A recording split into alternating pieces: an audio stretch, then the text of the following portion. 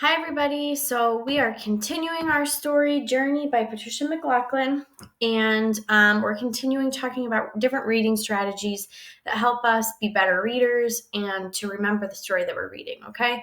So we've talked about lots of different strategies so far. I won't go through them all today, but the next strategy that we're going to be talking about is asking and answering questions about the text. Now, you may remember in Ivan and some other stories that we read, we've talked about asking and answering questions. So this is kind of a review of that helpful strategy, okay? So the first thing I want to point out is that we can ask and answer questions about a text before, during, and after we read, okay? So the questions we would ask before we read would be like, where is the setting of the story going to be? Who are the characters going to be in this story? What's going to happen in this story? While we're reading, you might ask more specific questions. Who did this specific thing? When did this specific thing happen? And then after reading, we'll be asking bigger questions, have us reflect on the story, why different things happened, and how can we connect this story to other stories that we've read. The reason why we ask and answer questions about the text is because it helps you to become a better reader. It's having you really critically think about the story and engage with the story. And it can also help you clarify the details in the story. Maybe you don't remember which character said what thing or when a specific event happened. Stopping and asking those questions will help you to really clarify those details and really, really, truly understand the story. Okay, so you'll remember we talked before about thin questions and thick questions. So just a review of that. Thin questions are questions that will have brief answers, and they're usually 1 to 3 word answers, okay? And the answers to these questions are going to be found directly in the text, whereas thick questions are the opposite. Those are going to be your longer answers, and those answers are inferred, meaning that the text doesn't explicitly say what the answer is. You kind of have to make connections and infer those answers. So here's some examples of thick and thin questions. Our thin question example from Journey is, who likes to take a lot of pictures in this story? Grandpa. We can find so many places in the text where Grandpa is taking pictures. So it's a brief answer, it's a one-word answer, and my answer can be found directly in the text in many places where Grandpa is taking pictures. My thick question is this: why does Kat spend so much time gardening? Well, the answer is staying busy helps her not think about why she is so sad. Now, Grandma kind of says this, but we kind of have to infer that the reason why she's gardening so much is because she's upset about her mom and it helps her keep her mind off of it. Right? So I inferred the answer to that question. The answer is much longer than 1 to 3 words. Okay? So that's my thick and thin question examples. So as we read today, we're going to stop to ask and answer questions about the text as we go. Okay, so make sure that you're really visualizing as we read, so that you can think of some good questions about the text. We're going to start with chapter 9. I am dreaming. I always know when I am dreaming because I can fly. I fly over the farm, over the blueberry barren, over the barn and house. I fly over grandfather in the field, and when I call down to him, he raises his camera and takes a picture of me with my wings all warm. Then I fly down a road. The road turns into a map, and the map is large with all the roads marked, and I follow all the towns one by one. When I try to call down again, my voice has changed to a bird's voice, and no one looks up. I woke, sweating, with early light coming in the window. I sat up, looking over to the chair in the corner, and then I remembered that Cooper had left long ago. Long ago, after we had worked, and Cooper had sat back suddenly and told me that it was impossible. That was the word he used, impossible. That I couldn't patch all the pictures together because there were so many, more than I had thought. Look, he had said to me, some of these pictures are very old. Here is part of your grandmother's face when she was very little, like the picture in the swing. Remember? So I'm going to stop and ask the first question. What were Cooper and Journey doing last night? What were they working on? What was their project? So that's my first question about the text. Now, we can go back in the text to the previous chapter and find that they were working on putting the pictures back together. Okay? So that's going to be my first time that I stop and ask a question about the text. Doing this all the time helps us just recall. It was yesterday, or maybe the day before yesterday, that we read chapter 8. So stopping to ask questions helps us to recall things that happened previously in the text. Okay? My grandma's face. She had even torn up my grandma, and I told Cooper his cowboy hat looked stupid. And he left. And I knew Mama was never coming back. I got up and looked out the window. Cooper's bike leaned against the house, and I half expected to see him there too, but I knew he had walked home alone through the fields in the dark. Behind me, the lamp was still on, its pale yellow light spilling out over the pictures. I bent down and picked up the pieces, trying not to look at the faces of the people as I filled the box and put it in my closet. Bloom appeared to rub her face against my arm. With a small sound, she jumped into the box and lay there, looking up at me through tired eyes. "The box is yours, Bloom," I said. "You found it, after all." And I climbed out the window very quietly so as not to wake anyone and began to pedal Cooper's bicycle down the road to his house. I didn't get very far when I began to cry. Cooper's house was white clapboard with a cement sidewalk, his mother's narrow lines of alternating white petunias and red salvia on either side. I thought of Grandma's growing garden of flowers and vegetables, getting larger as the days passed. Cooper's mother didn't like to garden. If God had wanted us to garden, he would have had plots all dug up waiting for us, and he wouldn't have created weeds either, she once said.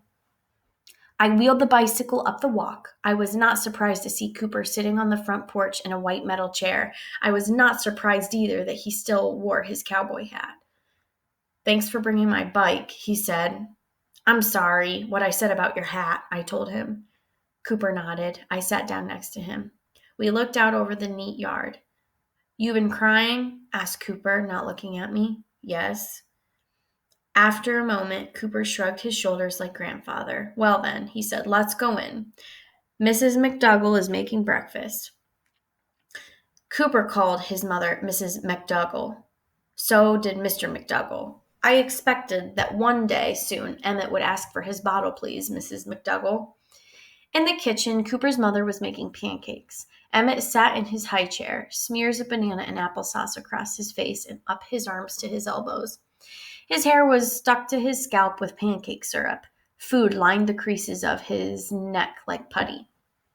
"He's learning to feed himself," explained Mrs. McDougall, putting a plate in front of me. "You'll have some breakfast, Journey?" Emmett grinned at me, banana oozing around his two front teeth. "Just a little, please," I said, and Cooper laughed. "Mr. McDougall," called Cooper's mother. "I've eaten, Mrs. McDougall," answered Cooper's father from upstairs. But soon he exploded into the room in his work clothes and kissed Emmett, then Cooper, then Mrs. McDougall, then me. I was startled, trying to remember the last time someone had kissed me.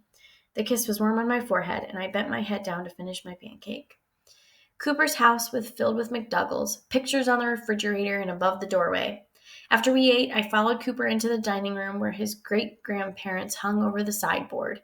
In the living room were pictures of Cooper as a baby, plump as a plum, Mr. and Mrs. McDougall before they were married, and newer pictures of Emmett, all cleaned up and looking wise. I walked from room to room with Cooper, watching his life on the walls. "Grandfather says pictures show us the truth sometimes," I said. Mrs. McDougall stood in the doorway, watching us. "Sometimes, maybe, but do you see that picture of me there on the piano?" I picked up the frame, framed in silver. Mrs. McDougall was young, her mother and father standing formally behind her, her brothers flanking her protectively. "Don't we look the perfect family?" I smiled at her and nodded. "Well, my brother Fergus, there on the left, was pinching the devil out of me when that picture was taken. He did that all my life. He still does." I peered at the picture closely, searching for a look that told me this, but there were only smiles. "Sometimes," said Mrs. McDougall, "the truth is somewhere behind the pictures, not in them." In the kitchen, still in his high chair, Emmett began to fuss. "Ah, well," said Mrs. McDougall, "I'd better go hose him down." She turned. "It's early, Journey. Do Marcus and Lottie know where you are?" "I'm going to ride home on my bike, Mrs. McDougall," said Cooper. "I'm going to ride him home on my bike," Mrs. McDougall said Cooper. Oops. We ride up the dirt road, me sitting on the seat, my legs out, Cooper pedaling in front of me. I hold on to his waist, and we pass fields and meadows and cows. We pass Weezer, the Moody's old dog, who makes a show of chasing us. Weezer, Weezer, chants Cooper, and Weezer stops, stunned by the sound of his name, just before he runs into the mailbox.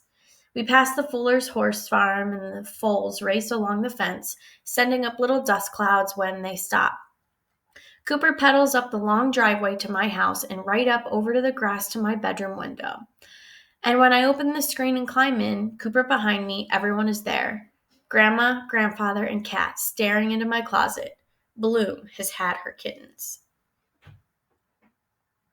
Chapter 10. And the box of pictures, now ruined, where Bloom and her kittens, 4 tiny bodies all wet and dark.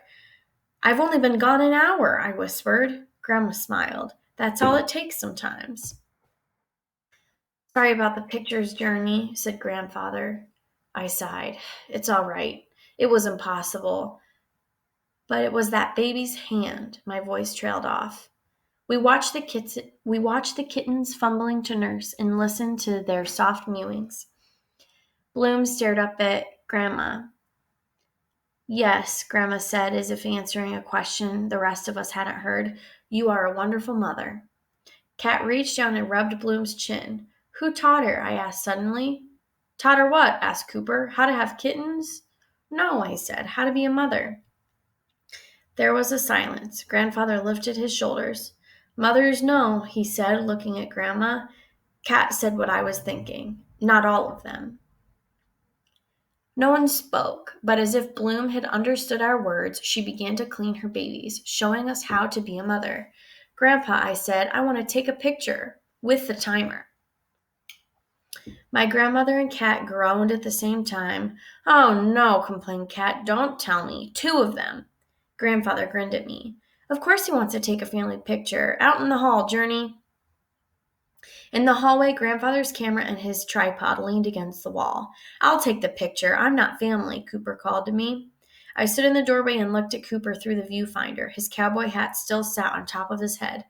Cooper, I said, you are part of the family, but I want to take this picture. When I moved the camera, I saw Grandfather smiling at me from across the room. Now, I said, everyone. There was laughter. What? I asked. You sound like you know who, said Cat, bending her head toward Grandfather. Who? Asked Grandfather. The photographer twins, said Cooper wryly.